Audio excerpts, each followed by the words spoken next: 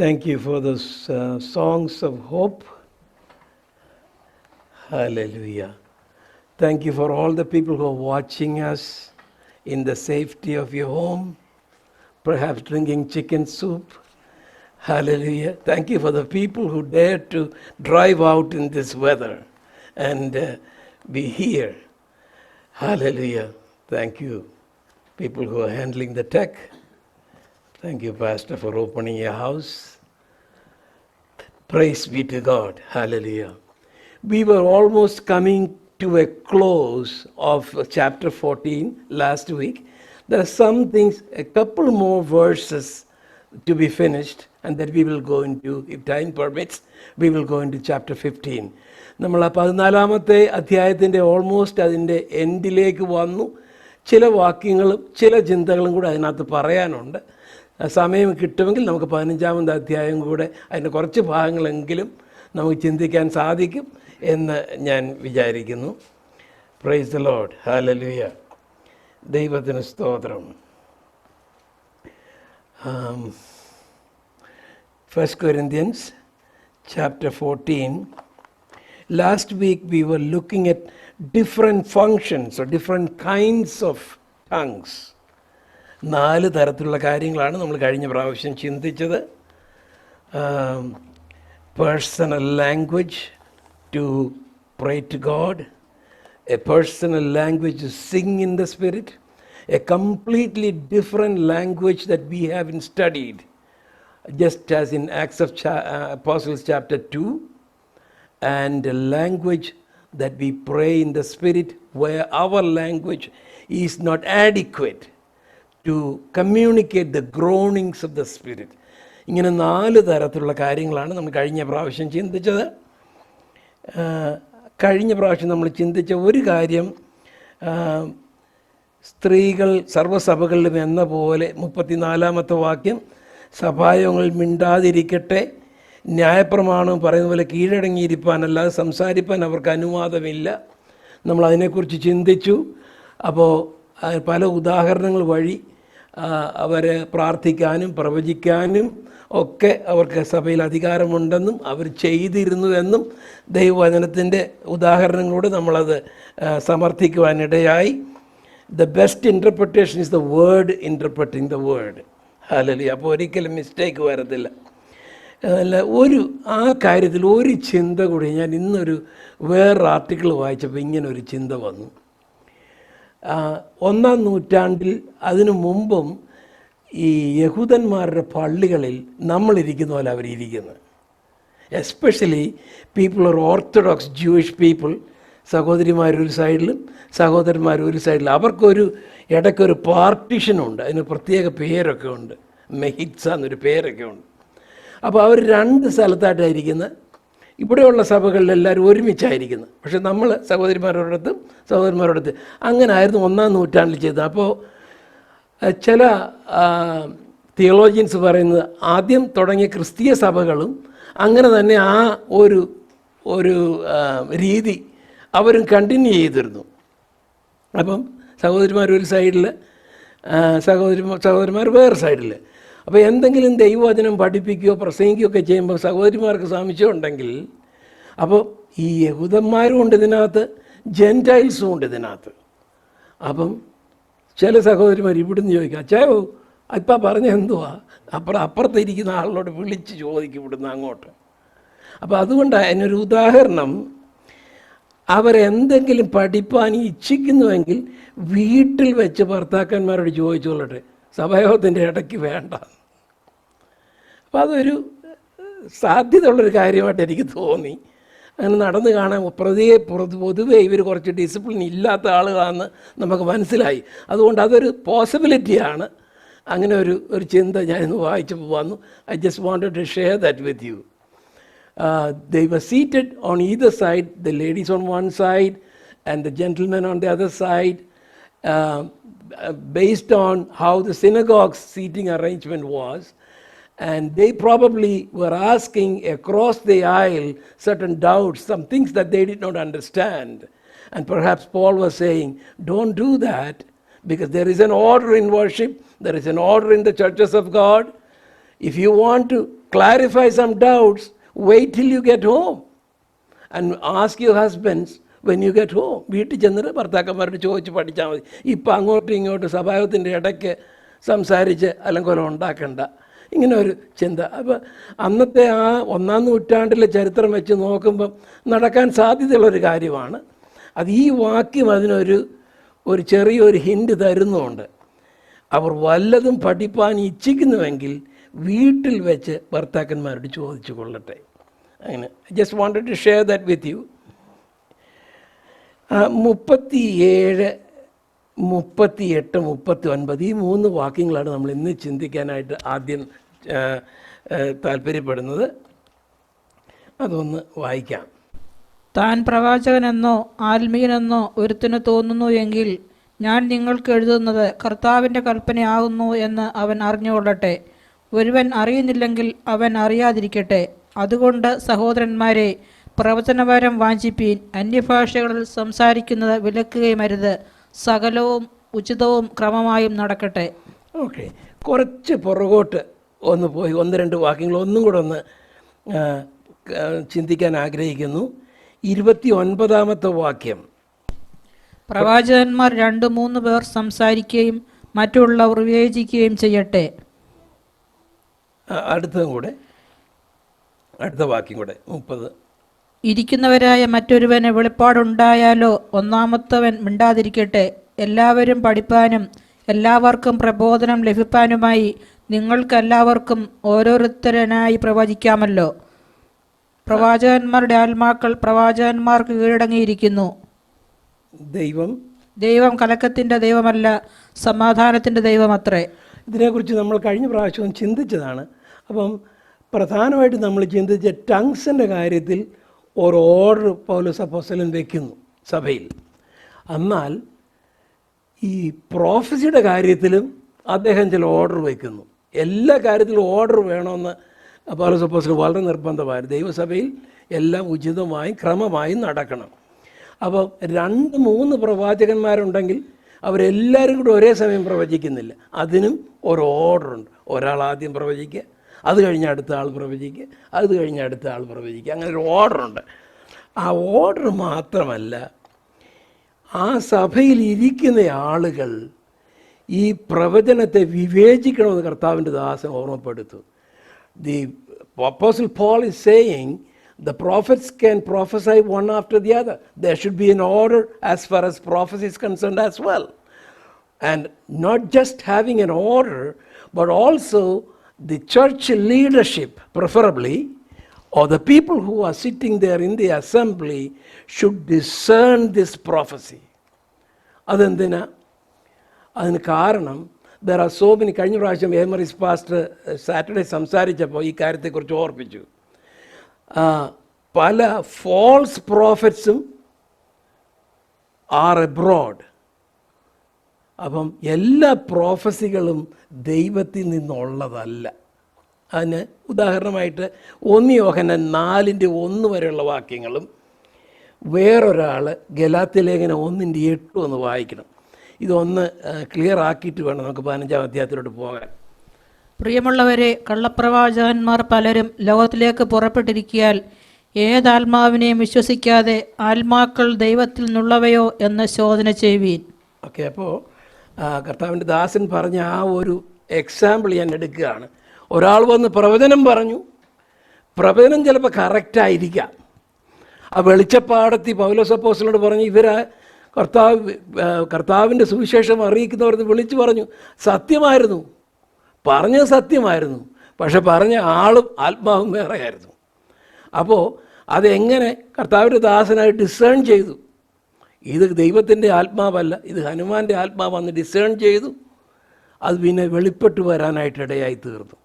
അപ്പോൾ എല്ലാവരും കൂടെ ഈ പറയുന്ന ആളെ ഡിസേൺ ചെയ്യേണ്ട ആവശ്യമില്ല. അതിന് ഓർഡറിന് കർത്താവിൻ്റെ ദാസന്മാർ സഭയിലുണ്ട്, ലീഡർഷിപ്പ് സഭയിലുണ്ട്. ദേ ഷുഡ് ഡിസേൺ ഇത് എവിടുന്ന് വരുന്ന പ്രവചനം എന്ന് അവർ ഡിസേൺ ചെയ്യണം. അതിനകത്ത് 1-2 കാര്യങ്ങൾ നമ്മുടെ കയ്യിൽ നിന്നുള്ള ചില മിസ്റ്റേക്കുകളുണ്ട്, അവരുടെ കയ്യിൽ നിന്ന് വരുന്ന മിസ്റ്റേക്കുകളുണ്ട്. ഒന്ന്, ചിലപ്പം ഒരാൾക്ക് വേണ്ടി കൊടുക്കുന്ന ഒരു ദൂത് ചിലപ്പോൾ സഭയ്ക്ക് മുഴുവനായിട്ട് ചിലപ്പോൾ അവർ കൊടുത്തെന്നിരിക്കാം. ചിലപ്പോൾ കർത്താവ് കൊടുത്ത ഒരു ദൂത് മുഴുവനായിട്ട് അവർ പറഞ്ഞില്ലെന്നിരിക്കാം. അല്ലെങ്കിൽ കർത്താവ് കൊടുത്ത ദൂതിൻ്റെ കൂടെ അവർ കുറച്ച് സ്വന്തമായിട്ട് വെച്ച് കൂട്ടിയെന്നിരിക്കാം. ഇതെല്ലാം സംഭവിക്കാവുന്ന കാര്യങ്ങളാണ്. അപ്പോൾ ഈ ലീഡർഷിപ്പ്, ഈ വരമുള്ളവർ അത് ഡിസേൺ ചെയ്യും. ഡിസേൺ ചെയ്ത് അദ്ദേഹത്തെ പരസ്യമായി അവഹേളിക്കാനോ ആക്ഷേപിക്കാനോ ഒന്നുമല്ല. അതങ്ങനെ പോകുന്നെന്ന് കണ്ടാൽ അവരോട് പറയുക, ഇത് ദൈവത്തിൽ നിന്നുള്ളതല്ലെന്ന് അവരോട് പറയുക. അത് കൂടുതലായിട്ട് വന്നാൽ അവരെ കൺഫ്രണ്ട് ചെയ്യണം, അവരെ നേരിടണം. അപ്പോൾ അത് അങ്ങനെ ഒരു കാര്യം കൂടെ ഇതിനകത്ത് കർത്താവിൻ്റെ ദാസൻ ഓർപ്പിക്കുന്നുണ്ട്. നമ്മളെല്ലാവരും കൂടെ അവരെ അറ്റാക്ക് ചെയ്യാനല്ല, കർത്താവിൻ്റെ ദാസന്മാരെ ദൈവസഭയിലാക്കിയിട്ടുണ്ട്. അവരത് വിവേചിക്കുകയും അത് കേൾക്കുകയും ജഡ്ജ് ചെയ്യുകയും ചെയ്യും. പിന്നെ ഒരു കാര്യം കൂടി, ഇതിനെക്കുറിച്ച് ഞാൻ പിന്നെ കഴിഞ്ഞ പ്രാവശ്യം വിട്ടുപോയ ചില കാര്യങ്ങൾ ഞാൻ ഈ പറയുന്നത്. ഈ പ്രവചനം എന്ന് പറയുന്നത് ചിലപ്പോൾ ദൈവവചനത്തിൽ കൂടെ വരാം.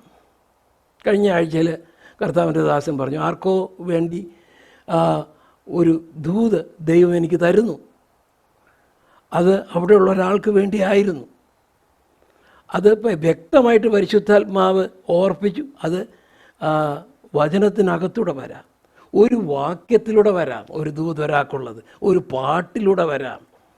അപ്പോൾ പല രീതിയിൽ അത് വരാം.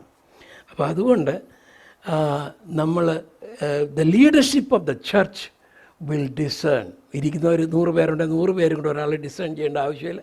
കർത്താവ് ഓരോന്നിനും ഓരോ ആളുകളെ ആക്കിയിട്ടുണ്ട്. അത് അതിൻ്റെ ഉചിതമായും ക്രമമായിട്ടും അവരത് ചെയ്തോളും. പക്ഷെ അത് ചെയ്യേണ്ടത് ആവശ്യമാണ്. കാരണം പ്രവചനം ദൈവത്തിൽ നിന്നുള്ളതാണോ എന്ന് ശോധന ചെയ്യണം എന്ന് കർത്താവിൻ്റെ ദാസൻ ഓർപ്പിക്കുന്നു. ഇനി നമുക്ക് 37-ാമത്തെ വാക്യത്തിലേക്ക് തിരിച്ചു വരാം. ഒരു വാക്യം കൂടെ നമ്മൾ പറഞ്ഞായിരുന്നല്ലോ, അത് അതുകൂടെ വായിച്ചിട്ട് ഗലാത്യ ലേഖനം 1:8.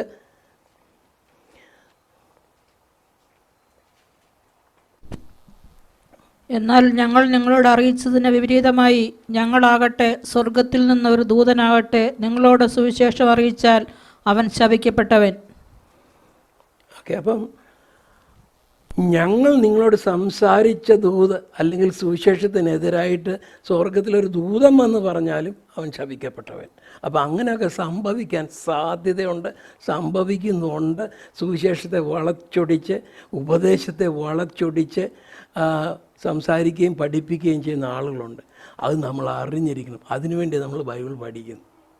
അപ്പോൾ വെറുതെ ഒരു ഒരു ബുക്ക് എടുത്ത് നമ്മൾ പഠിക്കില്ല. അത് നമ്മുടെ ജീവിതത്തിൽ പ്രാക്ടിക്കലായിട്ട് അപ്ലൈ ചെയ്യാനും ഇങ്ങനെയുള്ളവരെ നമ്മൾ ഡിസേൺ ചെയ്യാനും നമ്മൾ അറിഞ്ഞിരിക്കണം. അതിനുവേണ്ടി നമ്മൾ പഠിക്കുന്നു.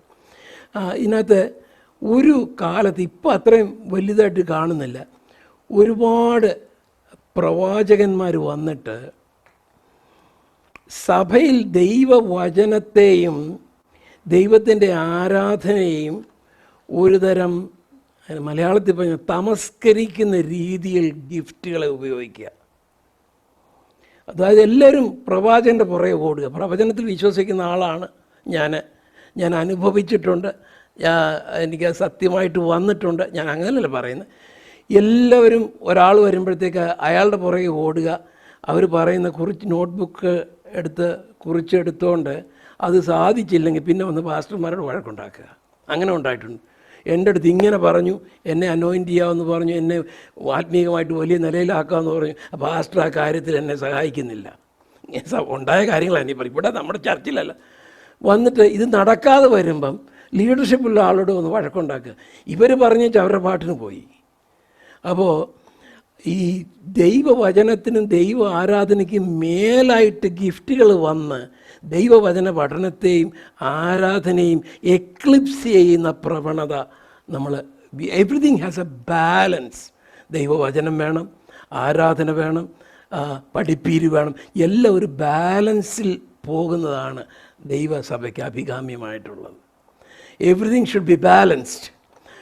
The gift should not take preeminence over worship and the study of the Word of God. Word of God പഠിക്കുന്നത് തന്നെ ഇങ്ങനെയുള്ള കാര്യങ്ങൾ നമ്മൾ മനസ്സിലാക്കാനും അതിനെ എതിർത്ത് നിൽക്കാനും വേണ്ടിയാണ്. ഗിഫ്റ്റുകളെ എതിർത്ത് നിൽക്കാനല്ല, അതിൻ്റെ മിസ്യൂസ് എതിർത്ത് നിൽക്കാൻ ആണ് നമ്മളെ പഠി. അപ്പോൾ then we can, this is from last week, പറയുന്നു 37, 38, 39 താൻ പ്രവാചകനെന്നോ ആത്മീകനെന്നോ ഒരുത്തിന് തോന്നുന്നുവെങ്കിൽ ഞാൻ നിങ്ങൾക്ക് എഴുതുന്നത് കർത്താവിൻ്റെ കൽപ്പനയാകുന്നു എന്നവൻ അറിഞ്ഞുകൊള്ളട്ടെ. He is authenticating his message that this is something that he received from the Lord. ദൈവത്തിൽ നിന്ന് ലഭിച്ച ദൈവവചനമാണ് താൻ സംസാരിക്കുന്നതെന്ന് കൊരിന്ത്യ സഭയിലുള്ള വിശ്വാസികളോട് പറയുന്നു. What I am telling you is the word of God. അവൻ അറിയുന്നില്ലെങ്കിൽ അവൻ അറിയാതിരിക്കുക എന്ന് പറഞ്ഞാൽ അവനിത് മനസ്സിലാക്കുന്നില്ലെങ്കിൽ he is ignorant. That's what he means. അവൻ അറിയുന്നില്ലെങ്കിൽ അവൻ അറിയാതിരിക്കട്ടെ. അവസാനം അദ്ദേഹം ഇതെല്ലാം ഇത്രയും പറഞ്ഞ കാര്യങ്ങളെല്ലാം ഒന്ന് ക്രോഡീകരിച്ച് ഈ രണ്ട് വാക്ക്, അതുകൊണ്ട് സഹോദരന്മാരെ പ്രവചനവരം വാഞ്ചിപ്പിൻ. കാരണം അത് പ്രയോജനമുള്ളതാണ്. സഭയ്ക്ക് എഡിഫിക്കേഷനുണ്ട്, കംഫർട്ടുണ്ട്, എല്ലാ കാര്യങ്ങളും അതിനകത്തുണ്ട്. അത് നിങ്ങളെല്ലാവരും അതിനുവേണ്ടി പ്രാർത്ഥിക്കുകയും വാഞ്ചിക്കുകയും ചെയ്യുക. അതുകൊണ്ട് അന്യഭാഷകൾ മോശമല്ല, അന്യഭാഷകൾ സംസാരിക്കുന്നത് വിലക്കുകയും അരുത്. സകലതും ഉചിതമായും ക്രമമായും നടക്കട്ടെ. നമ്മൾ സാധാരണ പറയാം എല്ലാം ഉചിതമായും ശാന്തമായും നടക്കട്ടെ. അങ്ങനൊരു വാക്യം ബൈബിളിലില്ല. സകലതും ഉചിതമായും ക്രമമായും നടക്കട്ടെ എന്നാണ് വാക്യം. അപ്പം this is the end of chapter 14. Any questions on this?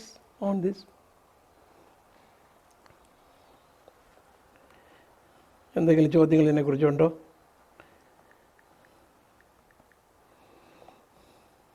അപ്പോൾ ചാപ്റ്റർ 15 അതിൻ്റെ 2 വാക്യങ്ങളൊന്ന് വായിക്കാം. 1 Corinthians 15 1ഉം 2ഉം വാക്യങ്ങൾ. ഞാൻ നിങ്ങളോട് സുവിശേഷിച്ചതും നിങ്ങൾക്ക് ലഭിച്ചതും നിങ്ങൾ നിലനിൽക്കുന്നതും നിങ്ങൾ വിശ്വസിച്ചതും വൃഥാവല്ലെന്ന് വരികിൽ നിങ്ങൾ രക്ഷിക്കപ്പെടുന്നതുമായ സുവിശേഷം നിങ്ങൾ പിടിച്ചുകൊണ്ടാൽ ഞാൻ ഇന്നവിധം നിങ്ങളോട് സുവിശേഷിച്ചിരിക്കുന്നു എന്ന് നിങ്ങളെ ഓർപ്പിക്കുന്നു. അതായത് ഇനിയും പറയാൻ പോകുന്നത് ഒരു ഇൻട്രഡക്ഷനാണ്. What is the gospel? എന്താണ് സുവിശേഷം? ഗോസ്പൽ എന്ന് പറഞ്ഞാൽ അതിൻ്റെ അർത്ഥം ഗുഡ് ന്യൂസ് എന്നാണ്.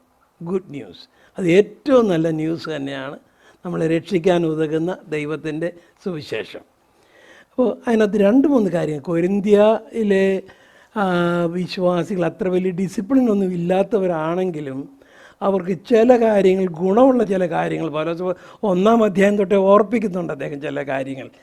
ആ കാര്യങ്ങൾ: 1, ഞാൻ നിങ്ങളോട് സുവിശേഷിച്ചതും, the gospel that I preach to you, നിങ്ങൾക്ക് ലഭിച്ചതും. അത് ഇംഗ്ലീഷിലേക്ക് ദാറ്റ് യു ഹാവ് റിസീവ്ഡ്, നിങ്ങൾക്ക് ലഭിച്ചതും, നിങ്ങൾ നിൽക്കുന്നതും, നിങ്ങൾ വിശ്വസിച്ചതും. യു ആർ സ്റ്റാൻഡിങ് ഇൻ, നിങ്ങൾക്ക് കിട്ടിയ ആ സുവിശേഷത്തിൽ നിങ്ങൾ നിലനിൽക്കുന്നുണ്ട്. 1, നിങ്ങൾ വിശ്വസിച്ചു. അപ്പോൾ നിങ്ങൾക്ക് സുവിശേഷിച്ചത് നിങ്ങൾ കേട്ടു, നിങ്ങളത് റിസീവ് ചെയ്തു, നിങ്ങളതിനകത്ത് നിലനിൽക്കുന്നു, നിങ്ങളതിൽ വിശ്വസിച്ചു. അത്രയും പോസിറ്റീവായിട്ടുള്ള കാര്യങ്ങളാണ് അവരെക്കുറിച്ച്. അതുകൊണ്ട് നിങ്ങൾ വിശ്വസിച്ചത് വെറുതെ അല്ല, നിങ്ങൾ വിശ്വസിച്ച് വെറുതെ അല്ല. അതായത് നിങ്ങളത് വിശ്വസിച്ചുകൊണ്ട് ഞാൻ ഏത് വിധത്തിൽ നിങ്ങളോട് സുവിശേഷിച്ചിരിക്കുന്നു എന്ന് നിങ്ങളെ ഓർപ്പിക്കുന്നു. ഇനിയാണ് എൻ്റെ കണ്ടൻറ്റിലോട്ട് വരികയാണ്. 3-4 വാക്യങ്ങളിൽ സുവിശേഷത്തിൻ്റെ കണ്ടൻറ്റ് എന്തുവായിരുന്നു ഓർപ്പിക്കുക. 3-4 ഒന്ന് വായിക്കാം. നമ്മുടെ പാപങ്ങൾക്ക് വേണ്ടി തിരുവെഴുത്തുകളിൻ പ്രകാരം മരിച്ചു, അടക്കപ്പെട്ടു, തിരുവെഴുത്തുകളിൻ പ്രകാരം 3-ാം നാൾ ഉയർത്തെഴുന്നേറ്റു, കേഫാവിനും പിന്നെ 12 പേർക്കും പ്രത്യക്ഷനായി എന്നിങ്ങനെ ഞാൻ ഗ്രഹിച്ചത് തന്നെ നിങ്ങൾക്ക് ആദ്യമായി ഏൽപ്പിച്ചു തന്നുവല്ലോ. ഒന്നാമതായിട്ട് പോളിൻ്റെ സുവിശേഷമല്ല ഇത്, പൗലോസിൻ്റെ സുവിശേഷമല്ല, ഇത് ആരുടെ ഒപ്പീനിയനും അല്ല. I have received from the load. അങ്ങനെയല്ലേ ഇവിടെ നമ്മൾ വായിച്ചത്. ക്രിസ്തു ഹീ റിസീവ്ഡ്. കൊരിന്ത്യലേഖനം നേരത്തെ ഞാൻ കർത്താവിൽ നിന്ന് പ്രാപിക്കുകയും നിങ്ങൾക്ക് ഏൽപ്പിച്ചു തരികയും. So he says that this is not something that I made up. ഞാൻ ഉണ്ടാക്കിയതല്ല, ഞാൻ റിസീവ് ചെയ്തതാണ് ഈ ഗോസ്പൽ. ഞാൻ നിങ്ങൾക്ക് കർത്താവിൽ നിന്ന് ഞാൻ പ്രാപിച്ച് നിങ്ങൾക്ക് തന്ന ഗോസ്പലാണിത്. 1, ക്രിസ്തു നമ്മുടെ പാപങ്ങൾക്ക് വേണ്ടി തിരുവെഴുത്തുകളിൻ പ്രകാരം മരിച്ചു, അടക്കപ്പെട്ടു, തിരുവഴുത്തിൻ പ്രകാരം 3-ാം നാൾ ഉയർത്തെഴുന്നേറ്റു. അപ്പോൾ ഈ 3 കാര്യങ്ങൾ കർത്താവ് നമുക്ക് വേണ്ടി മരിച്ചു, നമുക്ക് വേണ്ടി അടക്കപ്പെട്ടു, നമുക്ക് വേണ്ടി ഉയർത്തെഴുന്നേറ്റു. ഇത് 3 കാര്യങ്ങളും ഗോസ്പലിൻ്റെ ഭാഗങ്ങളാണ്. Sorry I M moving from നമ്മൾ വിശ്വസിച്ചിരിക്കുന്ന ഈ വിശ്വാസം ഒപ്പീനിയനെ ബേസ് ചെയ്ത കാര്യങ്ങളല്ല. It is based on facts. കാരണം കർത്താവ് മരിച്ചു എന്നുള്ളതൊരു ഹിസ്റ്റോറിക്കൽ ഫാക്റ്റാണ്. ബൈബിളിൽ മാത്രമുള്ള കാര്യമല്ല, ചരിത്രത്തിലുള്ള കാര്യമാണ്. ജോസീഫസ് മുതലായ 1-ാം നൂറ്റാണ്ടിലെ യഹൂദ റൈറ്റേഴ്സ് ഇതിനെക്കുറിച്ച് എഴുതിയിട്ടുണ്ട്. ചരിത്രത്തിൽ കർത്താവ് മരിച്ചെന്നും കർത്താവിനെ അടക്കിയെന്നും പഴയ നിയമത്തിലുള്ള പ്രവചനത്തിൻ്റെ നിവൃത്തി ആയി പോലെ യെശയ്യാപ്രവചനം 53-ാം അധ്യായത്തിൽ പറയുന്നുണ്ട്, അവൻ മരിച്ചവൻ്റെ മരണത്തിൽ അവൻ്റെ സമ്പന്നന്മാരോട് കൂടി ആയിരുന്നു. എല്ലാ കാര്യങ്ങളും പഴയ നിയമത്തിലെ പ്രവചനം പോലെ സംഭവിച്ചുകൊണ്ടിരിക്കുന്നു. എന്നാൽ ഇതെല്ലാം നമ്മൾ ബൈബിളിൽ മാത്രമുള്ള കാര്യങ്ങളല്ല. കർത്താവ് ഇവിടെ ജീവിച്ചിരുന്നെന്നും കർത്താവിനെ ക്രൂസിഫൈ ചെയ്തെന്നും കർത്താവ് മരിച്ചെന്നും കർത്താവ് ഉയർത്തെഴുന്നേറ്റെന്നും എല്ലാം ഹിസ്റ്റോറിക്കലി പ്രൂവ് ചെയ്തിട്ടുള്ള കാര്യങ്ങളാണ്. അത് പൗലോസ് അതിനായിട്ട് ചില ഉദാഹരണങ്ങൾ പറയുന്നുണ്ട്. ഉയർത്തെഴുന്നേറ്റു, പന്തിരുവർക്ക് പ്രത്യക്ഷനായി. പന്തിരുവർക്ക് പ്രത്യക്ഷനായി അതൊരു വേ ഓഫ് സേയിങ് ആണ്. കാരണം ആ സമയത്ത് യൂദ ഇല്ല, യൂദ ഓൾറെഡി മരിച്ചു കഴിഞ്ഞു. ആ പ്രത്യക്ഷനാകുന്ന സമയത്ത് തോമാസ് അവിടെ ഇല്ല. അപ്പോൾ 10 പേരെ ഉള്ളായിരുന്നു. എന്നാൽ ഈ പന്തിരുവർ എന്നുള്ള ഒരു മാനർ ഓഫ് സ്പീക്കിംഗ് നമ്മൾ കൂട്ടിയാൽ മതി. അത് കഴിഞ്ഞ് 500 പേർക്ക് ഒരുമിച്ച് അവൻ പ്രത്യക്ഷനായി. അതിനെക്കുറിച്ച് ഡയറക്റ്റ് റെഫറൻസ് ഇല്ല, സുവിശേഷങ്ങളിൽ എഴുതിയിരിക്കുന്ന റെഫറൻസേ ഉള്ളൂ. അപ്പോൾ ഇത്രയും പേർക്ക് അവൻ പ്രത്യക്ഷനായതുകൊണ്ട് അവൻ മരിച്ചു, അടക്കപ്പെട്ടു, ഉയർത്തെഴുന്നേറ്റു എന്നുള്ളതൊരു ഫാക്റ്റാണ്. അപ്പോൾ ഇല്ലാത്തൊരു സ്റ്റോറി ഉണ്ടാക്കിയ ഒരു ഗോസ്പലല്ല, it is based on fact. അപ്പോൾ ഈ കർത്താവിൻ്റെ മരണം എന്ന് പറയുന്നത് സുവിശേഷത്തിൻ്റെ അതിൻ്റെ സെൻറ്റർ ഓഫ് ദ ഗോസ്പലാണ്. ഈ ലോകത്തിന് നമ്മുടെ ഒരു സേവിയർ നമുക്ക് വേണ്ടി മരിക്കുക എന്ന് പറഞ്ഞാൽ ലോകത്തെ സംബന്ധിച്ചിടത്തോളം അതൊരു ഫൂളിഷ്നെസ് ആയിട്ട് അവർക്ക് തോന്നിയേക്കാം. അവർക്ക് ഭോഷത്വമായിട്ട് തോന്നും. എന്നാൽ നമുക്ക് ദൈവശക്തിയാകുന്നു എന്ന് കൊരിന്ത്യലേഖനത്തിലെ 1-ാം അധ്യായത്തിൽ നമ്മൾ കാണുന്നുണ്ട്. ഇതെങ്ങനെ നിങ്ങളുടെ ദൈവം ഇത്രയും വലിയ ദൈവമാണ്, പിന്നെ എങ്ങനെ ദൈവം മരിക്കുന്നത്? ആ വിശ്വാസികൾ ചോദിക്കുന്ന ചോദ്യമാണ്. അപ്പോൾ what exactly is like this to be crucified? Crucify ചെയ്ത് മരിക്കുക എന്ന് പറഞ്ഞാൽ ഏറ്റവും നീചമായ മരണമാണ്. നമുക്കതിൻ്റെ പെയിൻ നമുക്ക് അറിയണമെങ്കിൽ ഈ എക്സ്ക്രൂഷിയേറ്റിംഗ് പെയിൻ എന്ന് കേട്ടിട്ടുണ്ടോ? മെഡിക്കൽ ഫീൽഡിൽ ജോലികൾ പറയും എക്സ്ക്രൂഷിയേറ്റിംഗ് പെയിൻ. എന്താ എക്സ്ക്രൂഷിയേറ്റിംഗ് പെയിൻ? സഹിക്കാൻ വയ്യാത്ത പേര്. അതിൻ്റെ ശരിക്കുള്ള അർത്ഥം എന്നാണെന്നറിയാം. എക്സ്ക്രൂഷിയേറ്റിംഗ് എന്നുള്ള വാക്കിൻ്റെ അർത്ഥം ഔട്ട് ഓഫ് ദ ക്രോസ് എന്നാണ്. Out, cruciating, cross, crucifix, excruciating. കർത്താവ് കുരിശിൽ അനുഭവിച്ച കഷ്ടം, അതുപോലൊരു വേദന വേറെയില്ല. ആണിയടിക്കുമ്പോൾ ഉണ്ടാകുന്ന പ്രശ്നങ്ങൾ, ഈ കൈ കാലും ഇങ്ങനെ ആണിയടിച്ച് തൂക്കിയിടുമ്പോഴത്തേക്ക് ശ്വാസം വലിക്കാനായിട്ട്, ശ്വാസം പുറത്തോട്ട് വിടാനും വലിക്കാനുള്ള പ്രശ്നങ്ങൾ, പുറവല്ല ഉഴവ് ചാലുപോലെ കീറിക്കഴിയുമ്പോഴത്തേക്ക് അത് ഈ പുറത്തുള്ള പച്ചപ്പൈൻ മരത്തിലോട്ട് വരുമ്പോൾ ഉണ്ടാകുന്ന വേദന, ഈ മാംസവും തൊലിയെല്ലാം പോയെടുത്ത് രക്തം കട്ട പിടിച്ചിരിക്കുന്നതും, ചിലപ്പം തന്നെത്താനെ ഇത് ഓരോ പ്രാവശ്യം ശ്വാസം എടുക്കുകയും ചെയ്യുമ്പോൾ ഉണ്ടാകുന്ന വേദന, അതൊരു എക്സ്ക്രൂഷിയേറ്റിംഗ് പെയിൻ തന്നെയാണ്. അത് ഫിസിക്കലായിട്ടുള്ള പെയിൻ. അതുകൂടാതെ ഉള്ള ridicule, all kinds of reproach that he got from people, ഇതെല്ലാം നമുക്ക് വേണ്ടി സഹിച്ച കർത്താവ് മരിച്ചു എന്നുള്ളത് it is A historical fact. Beyond ഇതിനേക്കാൾ ഈ എക്സ്ക്രൂഷിയേറ്റിംഗ് പെയിനേക്കാളും കൂടുതലായിട്ടുള്ള കാര്യം ഞാനിപ്പോൾ പറഞ്ഞ പോലെ ലാക്ക് ഓഫ് ആഡിക്വേറ്റ് റെസ്പിറേഷൻ, ശരിക്കും ശ്വസിക്കാൻ കഴിയാതെ വരിക.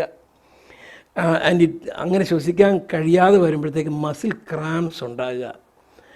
ഒരുപാട് കാര്യങ്ങൾ ഇവിടെ എഴുതി ഞാൻ എല്ലാം വായിക്കുന്നില്ല. ബ്രീത്ത് ചെയ്യാൻ വരിക. Sometimes to get a good breath one had to push against the feet and flex the elbows, pulling from the shoulders. Putting the weight of the body on the feet produced searing pain, and flexing the elbows twisted the hands hanging on the nails. Elbows അനക്കുമ്പം ഈ ആണി അടിച്ച ഭാഗങ്ങൾ twist ചെയ്യേണ്ടി വരും. അങ്ങനെയുള്ള പെയിനുകൾ, അത് A big description. നമ്മുടെ പാപങ്ങൾക്ക് വേണ്ടിയാണ് മരിച്ചത്. അവിടെ ഒരു വലിയൊരു വ്യാപാരം നടക്കുന്നുണ്ട്, ഒരു ബിസിനസ് ട്രാൻസാക്ഷൻ അവിടെ നടക്കുന്നുണ്ട്. ഈ കർത്താവ് സഹിച്ച ഈ വേദന നമ്മുടെ പാപങ്ങളെ കർത്താവിൻ്റെ മേൽ, പാപമില്ലാത്തവൻ്റെ മേൽ ഈ പാപം ഏൽപ്പിച്ച്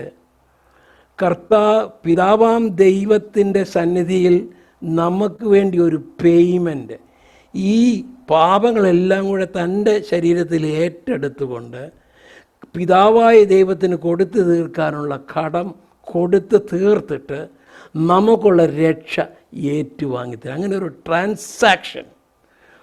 ട്രാൻസാക്ഷൻ അവിടെ നടന്നു. ഈ മരണത്തിൽ നടന്നു, കുരിശിൽ നടന്ന ഒരു ട്രാൻസാക്ഷൻ അതായിരുന്നു. അതിൻ്റെ ഒരു ഗ്രാവിറ്റി, അതിൻ്റെ ഒരു ഇമ്പോർട്ടൻസ് നമ്മൾ എപ്പോഴും അതങ്ങനെ ചിന്തിക്കാറുണ്ടോ എന്ന് നമുക്കറിയത്തില്ല. അത് ചിന്തിച്ചാൽ ഇതാണ് അവിടെ കുരിശിൽ നടന്നത്.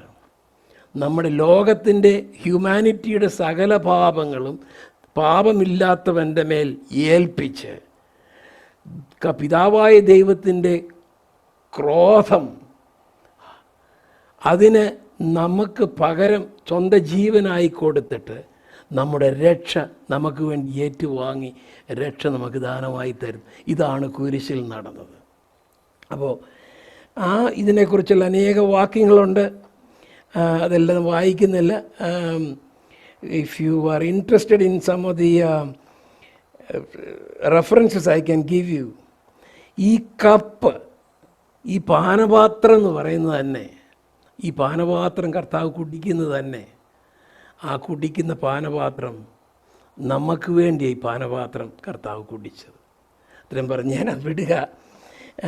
അത് അനേക വാക്യങ്ങൾ, ലൂക്ക് 22:39-46, Psalm 75:8, Isaiah 51:17, Jeremiah 25:15, ഇവിടെ എല്ലാം ഈ ത്യാഗത്തെക്കുറിച്ചും ഈ കപ്പിനെക്കുറിച്ചും അവൻ ചെയ്തത് എന്താണെന്നുള്ളതെല്ലാം അവിടെ എഴുതിയിട്ടുണ്ട്. നമുക്ക് വേണ്ടി ചെയ്ത് ആ കുറ്റം ഏറ്റെടുത്ത് ആ പാഷനിലൂടെ കർത്താവ് കടന്നുപോയി. അങ്ങനെ പിതാവിൻ്റെ കോപം ശമിപ്പിച്ച് നമുക്ക് രക്ഷ നേടിത്തന്നു. 1-2 വാക്യങ്ങൾ മാത്രം ഒന്ന് വായിക്കാം. യെശയ്യാ പ്രവാചകൻ്റെ പുസ്തകം 53:3-5 വരെയുള്ള വാക്യങ്ങൾ നമ്മളെപ്പോഴും കേൾക്കുന്ന വാക്യങ്ങളാണ്. എന്നാൽ ഒരു പ്രാവശ്യം ആ ഒരു വാക്യം മാത്രം ഒന്ന് വായിച്ചിട്ട് നമുക്ക് മുമ്പോട്ട് പോകാം. അവൻ മനുഷ്യരാൽ നിന്ദിക്കപ്പെട്ടും ത്യജിക്കപ്പെട്ടും വ്യസനപാത്രമായും രോഗം ശീലിച്ചവനായും ഇരുന്നു. അവനെ കാണുന്നവർ മുഖം മറച്ചു കളയത്തക്കവണ്ണം അവൻ നിന്ദിതനായിരുന്നു. നാം അവനെ ആദരിച്ചതുമില്ല. സാക്ഷാൽ നമ്മുടെ രോഗങ്ങളെ അവൻ വഹിച്ചു, നമ്മുടെ വേദനകളെ അവൻ ചുമന്നു. നാമോ ദൈവം അവനെ ശിക്ഷിച്ചും അടിച്ചും ദണ്ഡിപ്പിച്ചും ഇരിക്കുന്നു എന്ന് വിചാരിച്ചു. എന്നാൽ അവൻ നമ്മുടെ അതിക്രമങ്ങൾ നിമിത്തം മുറിവേറ്റും നമ്മുടെ അകൃത്യങ്ങൾ നിമിത്തം തകർന്നും ഇരിക്കുന്നു. നമ്മുടെ സമാധാനത്തിനായുള്ള ശിക്ഷ അവൻ്റെ മേലായി, അവൻ്റെ അടിപ്പിണരുകളാൽ നമുക്ക് സൗഖ്യം വന്നുമിരിക്കുന്നു. Thank you. He suffered alone. ഒറ്റയ്ക്കാണ് ഇതെല്ലാം സഹിച്ചത്. ആരും സഹായിക്കാനില്ലായിരുന്നു, ആരുമില്ലായിരുന്നു. Because his suffering was to make an atonement for the sins of the world, and in the work of redemption he had no helper. നമ്മെ രക്ഷിക്കാൻ, നമ്മെ വീണ്ടെടുക്കാൻ കർത്താവ് പോയ പങ്കപ്പാടുകളിൽ അവനെ സഹായിപ്പാൻ ആരുമില്ലായിരുന്നു. ഏകനായി ആ കപ്പ്, ആ പാനപാത്രം അവൻ കുടിച്ചു, ആ യാതന അനുഭവിച്ചു, നമുക്ക് രക്ഷ നേടിത്തന്നു. ഹല്ലേലൂയ. നമ്മുടെ പാപങ്ങൾക്ക് വേണ്ടിയാണ് കർത്താവ് മരിച്ചത്. ഒരു രാഷ്ട്രീയമായ ഒരു കാര്യത്തിന് വേണ്ടിയല്ല കർത്താവ് മരിച്ചത്. ഏതെങ്കിലും ഒരു രാഷ്ട്രത്തിൻ്റെ എനിമിയായിട്ടല്ല കർത്താവ് മരിച്ചത്. ആരോടെങ്കിലും അല്ലെങ്കിൽ ആരുടെയെങ്കിലും ജലസി കൊണ്ടോ എൻവി കൊണ്ടോ അല്ല കർത്താവ് മരിച്ചത്. Jesus died for our sins. നമ്മുടെ പാപങ്ങൾക്ക് വേണ്ടിയാണ് മരിച്ചത്. വേറെ ഏതെങ്കിലും ഒരു കോസിന് വേണ്ടി രക്തസാക്ഷിയായതല്ല. നമ്മുടെ പാപങ്ങൾ ഏറ്റെടുത്ത് നമുക്ക് വേണ്ടി ഏകനായി കഷ്ടം സഹിച്ച് മരിച്ചു. ഹല്ലേലൂയ.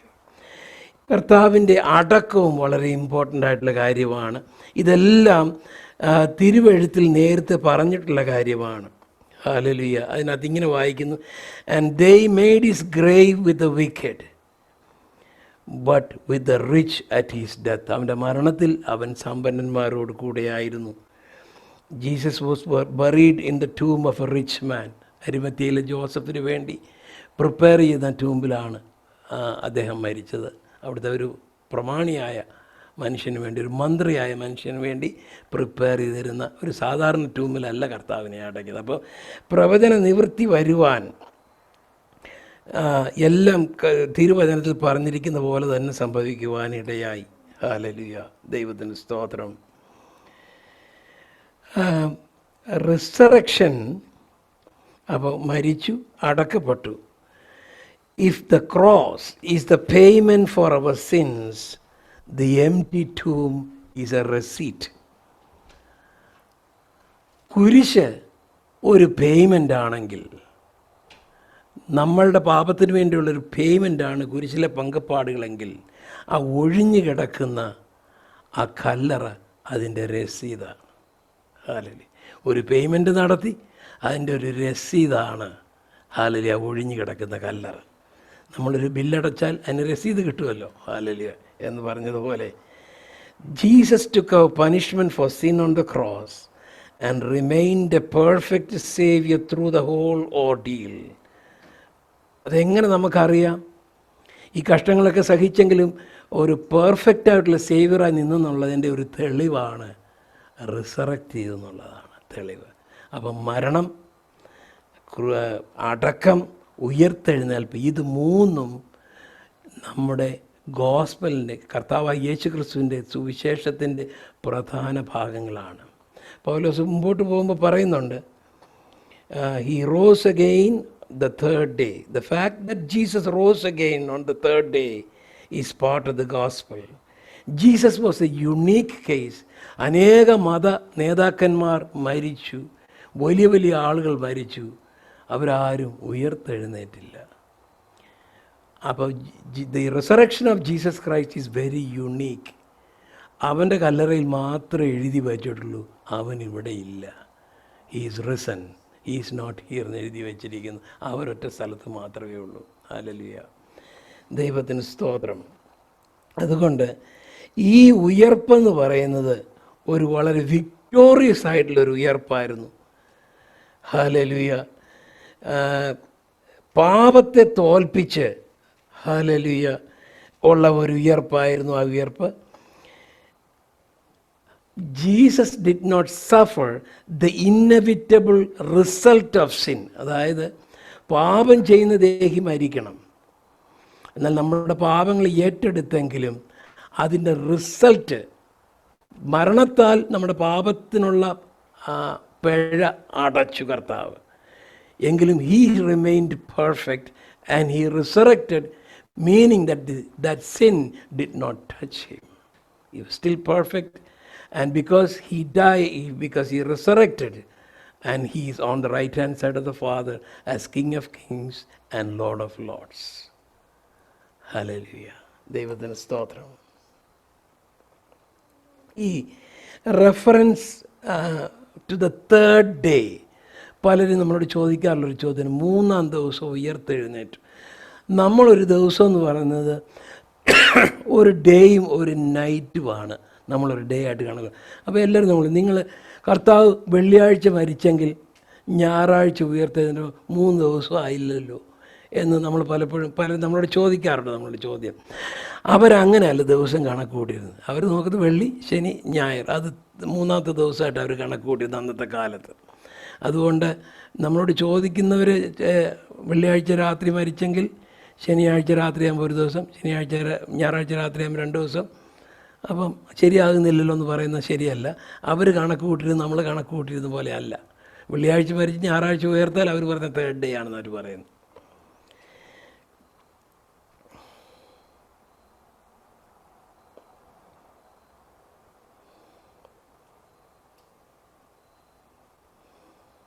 ദൈവത്തിന് സ്തോത്രം. ഹല്ലേലൂയ. ഈ കർത്താവിൻ്റെ മരണത്തിന് വേണ്ടിയുള്ള പ്ലാനുകൾ നമുക്ക് കാണാൻ പറ്റുന്ന വേറൊരു വേദഭാഗം എന്ന് പറയുന്നത് വായിക്കുന്നില്ല. It's A long Sam. 22-ാം സങ്കീർത്തനം നമ്മൾ വായിക്കുമ്പോൾ കർത്താവിനെ അവർ അറ്റാക്ക് ചെയ്യുന്നതും നിന്ദിക്കുന്നതും എല്ലാ കാര്യങ്ങളും നമുക്ക് 22-ാം സങ്കീർത്തനത്തിൽ വായിക്കാം. കുറച്ച് ലെങ്തി സാമാണ്, നമുക്ക് എല്ലാവർക്കും നല്ല പരിചയമുള്ളതാണ്. പിന്നെ ഉള്ളത് ഐസയ 53 ആണ്. Resurrection is described in places like Hosea 6:2. ഹോശേയ പുസ്തകത്തിലെ 6-ാം അധ്യായത്തിൻ്റെ 2-ാമത്തെ വാക്യം ഒന്ന് വായിക്കും. ഹോശേയ 6:2. ഹോശേയ ഹോശേയ 2 ദിവസം കഴിഞ്ഞിട്ട് അവൻ നമ്മെ ജീവിപ്പിക്കും, 3-ാം ദിവസം അവൻ നമ്മെ എഴുന്നേൽപ്പിക്കും, നാം അവൻ്റെ മുമ്പാകെ ജീവിക്കുകയും ചെയ്യും. അപ്പോൾ ഇതുപോലെ അനേക റെഫറൻസുകളുണ്ട്. കർത്താവിൻ്റെ ഓരോ സ്റ്റേജുകളും കർത്താവ് വരുന്നതും എവിടെ നിന്നായിരിക്കുമെന്നും എവിടെ ജനിക്കുമെന്നും എങ്ങനെ ജീവിക്കുമെന്നും എങ്ങനെ മരിക്കുമെന്നും എങ്ങനെ അടക്കപ്പെടുമെന്നും എങ്ങനെ ഉയർത്തെഴുന്നേക്കുന്നു എല്ലാം പഴയ നിയമത്തിൽ തന്നെ അനേക പ്രവചനങ്ങൾ കർത്താവിനെ കുറിച്ച്, അതെല്ലാം അതുപോലെ തന്നെ നിവൃത്തിയായി കർത്താവ് മരിച്ചു, അടക്കപ്പെട്ടു, ഉയർത്തെഴുന്നേറ്റു, ഇന്നും ദൈവത്തിൻ്റെ സന്നിധിയിൽ ജീവിക്കുന്നു, നമുക്കായി ജീവിക്കുന്നു, രാജാധിരാജനും കർത്താതി കർത്താവുമായിട്ട് ജീവിക്കുന്നു. ഹല്ലേലൂയ. അതുകൊണ്ട് ദൈവത്തിന് സ്തോത്രം, ദൈവത്തിന് മഹത്വം. നമ്മുടെ രക്ഷയ്ക്കായിട്ടാണ് പങ്കപ്പാടുകളെല്ലാം കർത്താവ് സഹിച്ചത്. അത് ഓർക്കുമ്പോൾ ഹല്ലേലൂയ, നമുക്ക് വേണ്ടി ചെയ്ത് ഓർക്കുമ്പോൾ അറിയാതെ ഒരു സ്തോത്രം, ഒരു ആരാധന നമ്മുടെ മനസ്സിൽ നിന്ന് പുറപ്പെടും.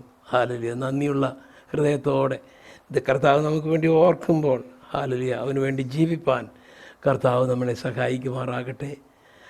ഇന്നത്തെ ലെസൺ ഇവിടെ നിർത്തുകയാണ്. എന്തെങ്കിലും ചോദ്യങ്ങളുണ്ടെങ്കിൽ ചോദിക്കാം, അല്ലെങ്കിൽ അടുത്ത ആഴ്ച നമുക്ക് കണ്ടിന്യൂ ചെയ്യാം. Praise be to God. Hallelujah.